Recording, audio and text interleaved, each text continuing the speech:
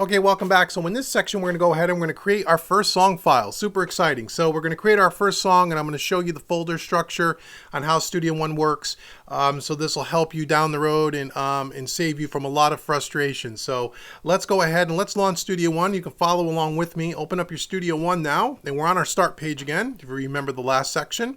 And when you launch Studio One for the second time, after you've configured your audio box USB from the last video, again, you'll see it down here in the middle of the page, audio box USB 96. It should automatically recognize your interface every time. You shouldn't have to reconfigure it every time, just a tip. So first thing we're going to do is we're going to create a new song file. We can do that in two places. Over here on the top left-hand side here, we have create a new song.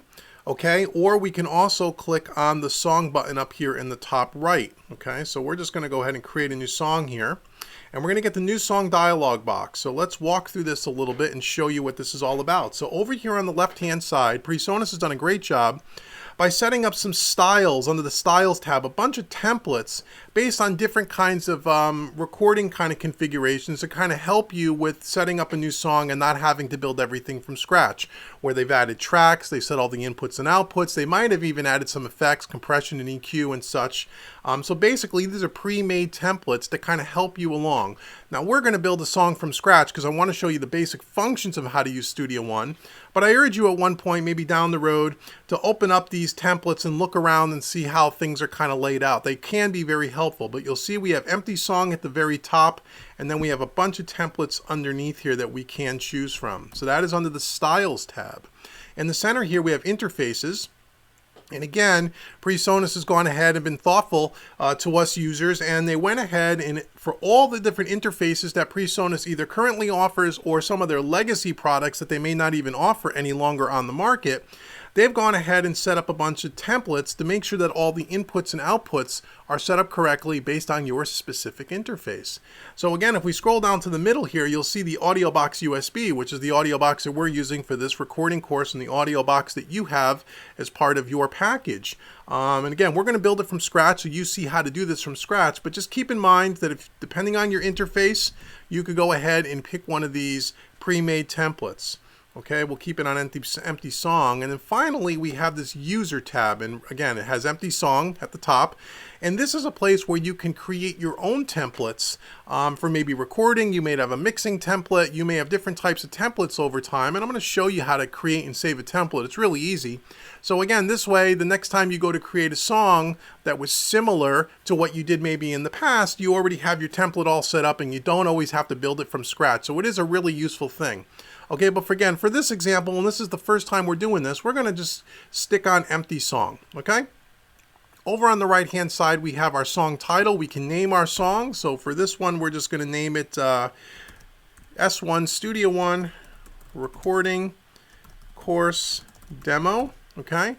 Down underneath that, we click on this little square here to the right. This is going to allow us to navigate to where on our hard drive we want to put our song file. So let's just click on this for a second and let me talk to you a minute about what we're going to do here. So I'm going to put this on my desktop for simplicity reasons for this course. Put it out on my desktop here. So now, if you're someone who is going to run everything on your internal hard drive in your computer, meaning the same drive that your operating system is on, that is the drive that we installed Studio One on, and you always want to do that. And you can also run all your Studio One session files from that same hard drive. It's no problem. It will work perfectly. However, here's a little kind of a pro power tip for you. Down the road, as you're recording more songs and creating more music and getting more and more session files, you're going to find that your hard drive space might start to dwindle, meaning that if you don't have a super large hard drive in your computer that houses all your applications, your operating system, and the application Studio One, that over time you might run out of hard drive space because these session files can get quite large, okay? So what I recommend you may want to do at one point is you may want to get yourself an external USB drive or FireWire Thunderbolt drive, depending on your computer's connectivity.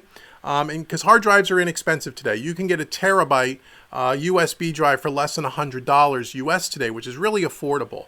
And I would recommend at one point you start running all of your Studio One session files or all your song files that you create on this external hard drive.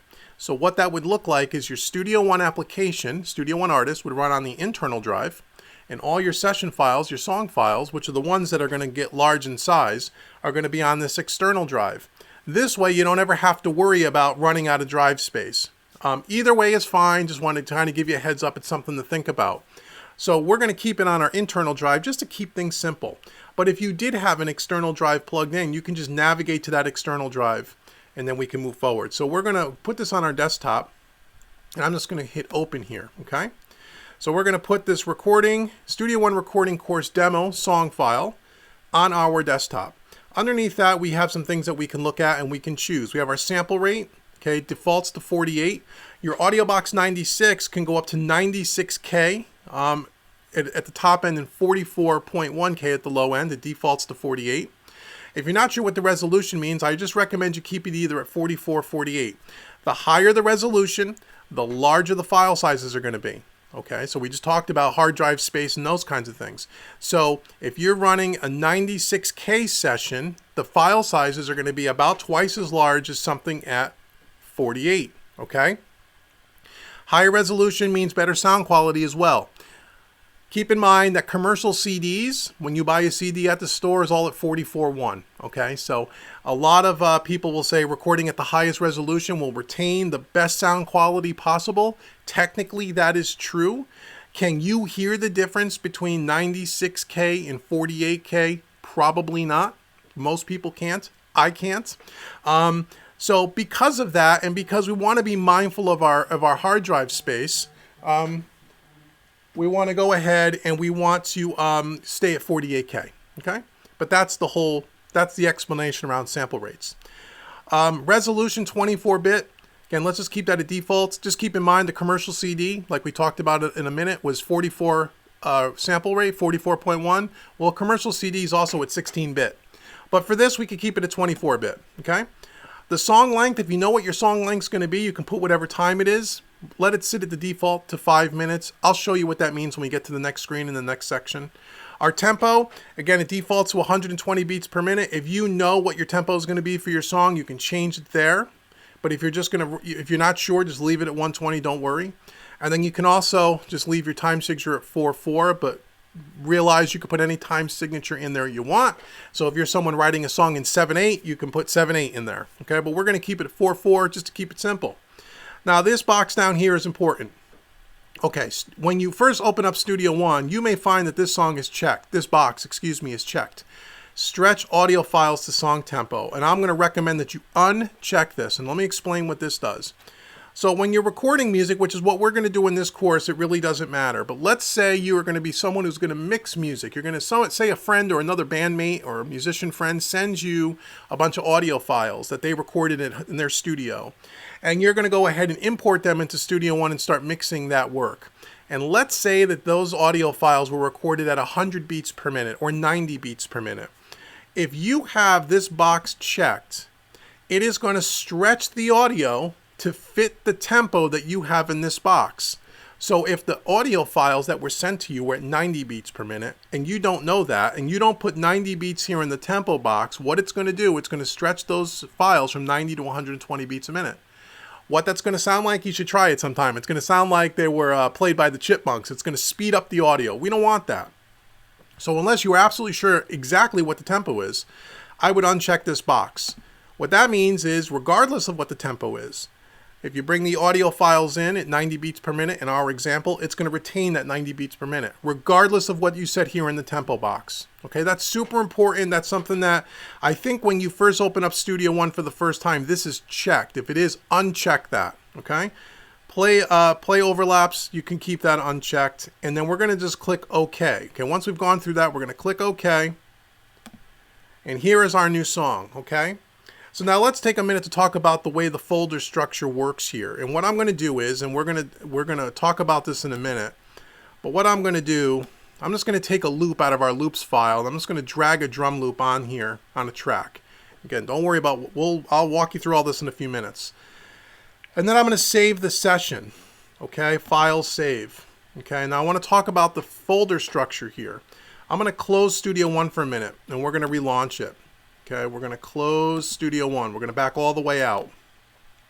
Here is the folder on the desktop that we created when we created our new song, right? Studio One recording course demo.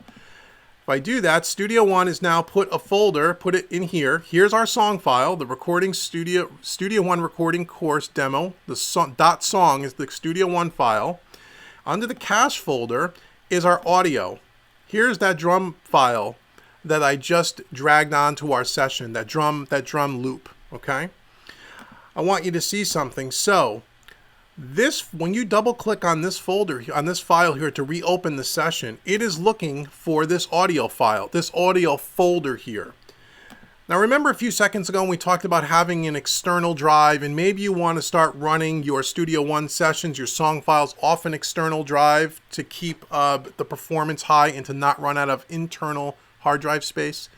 The mistake a lot of people make is they'll just come over here, they'll copy this song file, they'll take this and they'll drag it to an external drive, and then they'll try to open it.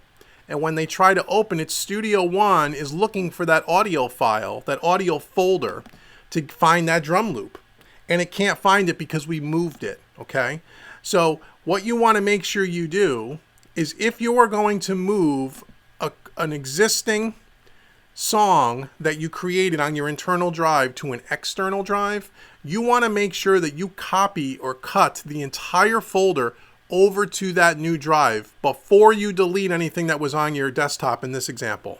You want to make sure that not only do you get the song file, but you get this cache folder with the audio file in here. Okay, that's super important, and that's the way it works. The song file is always going to look for that audio folder. If you separate those two things, you are going to have all kinds of files being not being able to be relocated, and if you delete them off your desktop and delete them into your trash can and empty your trash can, those files are gone forever. So keep that in mind. When you're moving Studio One sessions, song files from one drive to another, you have to move the entire package. You just can't move the song file. Okay, if that's a little confusing because it's the first time you're in Studio One, don't worry. You can always rewind the video later and you can listen to that again and you'll understand it. But I wanted to make sure I shared that with you because that is a common problem with people that are new to any recording with any DAW. Now that we know that, what we're going to do is we're just going to reopen this again. Okay, and it's going to launch that session that we just created. Okay, and there it is with our drum loop. So I'm just going to highlight that now, and we're gonna go ahead and we're just going to remove that track because we're going to do this in the next section. Okay, so that is how you go ahead and you create a song file and how you navigate to your hard drive and you place it there. So now when we come back in the next section, we're going to start to walk through the edit screen. I'm going to start to take you through the inputs and the outputs, and we're just going to move forward to set up now, to set up and configure this song that we just created to our equipment. Okay, so come on back for the next section.